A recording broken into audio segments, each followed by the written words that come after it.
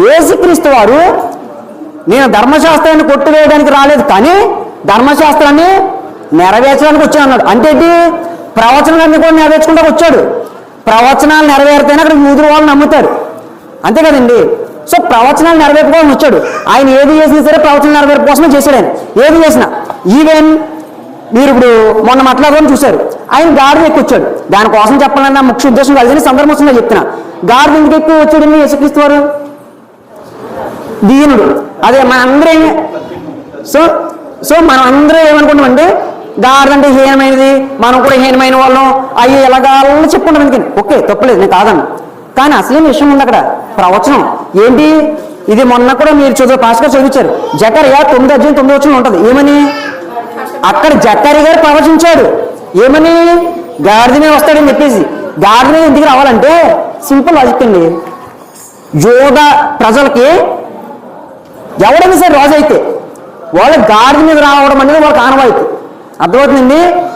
ఎందుకు ఆనవాయితీ ఏంటంటే వాళ్ళ పూర్వీకులు అయినటువంటి అబ్రహాం, ఇస్సాకు, యాకోబు వీళ్ళందరూ కూడా గాడిద మీద ప్రయాణం చేసిన వాళ్ళు. వచనాలంటే మీకు సమయానుకూలంగా తీయట్లేదు, కానీ వాళ్ళందరూ కూడా గాడిద మీద తిరిగిన వాళ్ళు. ఇంకా మీకు తెలుసు కదా, అబ్రహాం వాళ్ళ కుమారుని బలి తిరిగినాడు గాడిద, ఇవన్నీ కూడా.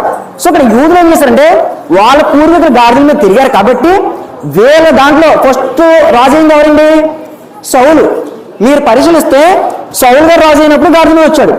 తర్వాత రాజు అయినటువంటి దావీదు కూడా గాడిద మీద వచ్చాడు. వీళ్ళ తరం అంతా కూడా యూదులు అంతా కూడా ఎవడైనా సరే రాజు అయితే గాడిద మీదే రావాలి. గాడిద మీద వస్తేనే విలువ. ఇక్కడ మన దేశం చూడొచ్చు, ఎవరైనా సరే కుక్కనే వచ్చాను ఇక్కడ రాజు అంటాం మనం. మన దేశ పరిభాష ఏంటి? గుర్రం మీద వస్తే రాజు అంటాం. పైన కిరీటం, అద్దె, హంగు, బొంగు ఇలా ఎన్నో ఉంటే ఏంటి?